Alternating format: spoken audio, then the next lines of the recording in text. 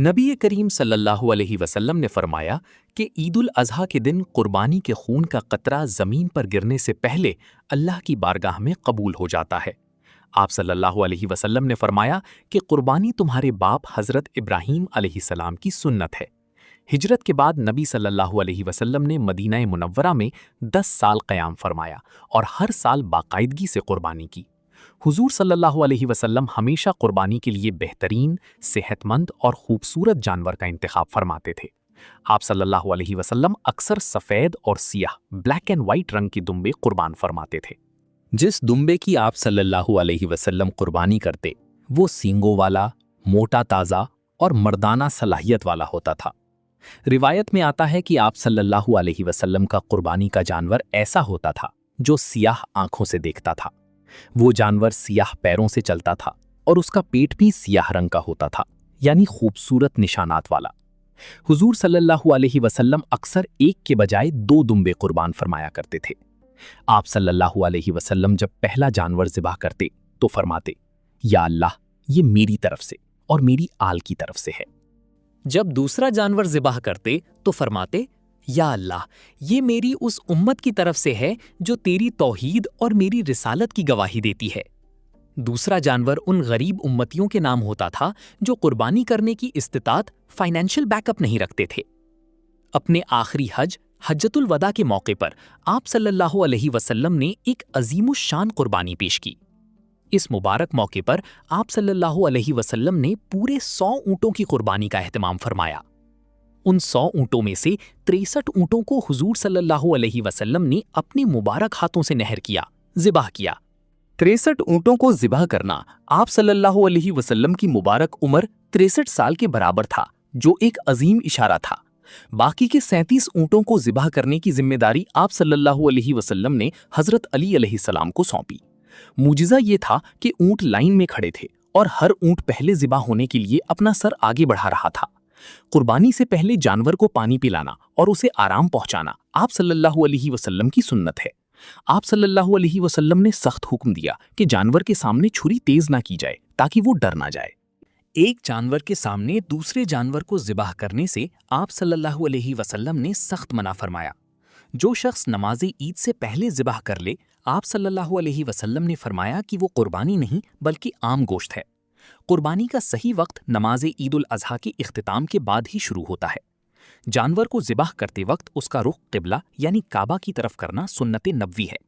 آپ صلی اللہ علیہ وسلم ذبح کرتے وقت اپنا مبارک پاؤں جانور کی گلے یا شانے شولڈر پر رکھتے تھے تاکہ وہ ہلے نہ۔ آپ صلی اللہ علیہ وسلم ذبح کرنے سے پہلے بسم اللہ اللہ اکبر بلند آواز سے پڑھتے تھے۔ آپ صلی اللہ علیہ وسلم یہ آیت پڑھتے، میری نماز، میری قربانی، میرا جینا اور میرا مرنا سب اللہ کے لیے ہے۔ ذبح کے بعد آپ صلی اللہ علیہ وسلم دعا فرماتے، یا اللہ، اسے محمد اور آل محمد کی طرف سے قبول فرما۔ آپ صلی اللہ علیہ وسلم قربانی کے گوشت کے 3 برابر حصے کرنے کی تلقین فرماتے تھے۔ ایک حصہ اپنے گھر والوں اور بچوں کے لیے رکھا جاتا تھا، دوسرا حصہ رشتہ داروں، عزیزوں اور ہمسایوں یعنی نیبرز میں تقسیم ہوتا تھا، تیسرا اور سب سے اہم حصہ مسکینوں، غریبوں اور محتاجوں میں بانٹا جاتا تھا۔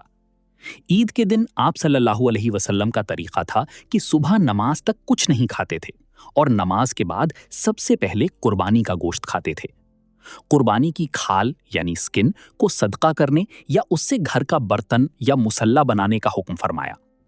آپ صلی اللہ علیہ وسلم نے منع فرمایا کہ قصائی کو اس کی مزدوری قربانی کے گوشت یا کھال سے دی جائے، اسے الگ سے پیسے دیے جائیں۔ آپ صلی اللہ علیہ وسلم نے فرمایا کہ جب تم ذبح کرو تو نہایت اچھے طریقے سے کرو تاکہ جانور کو کم تکلیف ہو۔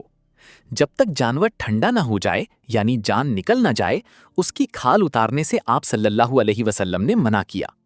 اگر آپ صلی اللہ علیہ وسلم سفر میں ہوتے اور عید آ جاتی تو وہاں بھی صحابہ کے ساتھ مل کر قربانی فرماتے۔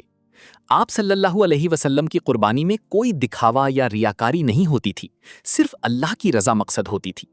آپ صلی اللہ علیہ وسلم نے حضرت فاطمہ علیہ السلام سے فرمایا تھا کہ فاطمہ، اپنی قربانی کے پاس کھڑی رہو کیونکہ اس کے خون کے پہلے قطرے سے تمہارے گناہ معاف ہوں گے۔ اونٹ کو کھڑے کھڑے گھٹنا باندھ کر نہر کیا جاتا ہے۔ آپ صلی اللہ علیہ وسلم نے اسی طرح کیا۔ عید کے دن مدینہ کے ہر غریب کے گھر میں حضور صلی اللہ علیہ وسلم کی قربانی کی وجہ سے چولہا جلتا تھا۔ آپ صلی اللہ علیہ وسلم نے فرمایا کہ عید کے بعد کے 3 دن 11، 12، 13 ذوالحجہ بھی قربانی کے دن ہیں۔ قیامت کے دن یہ جانور اپنے سینگوں، بالوں اور کھروں کے ساتھ نیکی بن کر آئے گا۔ آپ صلی اللہ علیہ وسلم نے سخت ناراضی کا اظہار کیا اس شخص پر جو امیر ہونے کے باوجود قربانی نہ کرے۔ جس جانور کو حضور صلی اللہ علیہ وسلم ہاتھ لگا دیتے وہ نہایت پرسکون ہو جاتا تھا۔ صحابہ نے پوچھا، یا رسول اللہ، ہمیں اس سے کیا ملے گا؟ آپ صلی اللہ علیہ وسلم نے فرمایا، جانور کے ہر بال کے بدلے 1 نیکی۔ حجۃ الوداع کے 100 اونٹوں کا گوشت صحابہ نے پکا کر کھایا اور پورے مدینہ میں تقسیم ہوا۔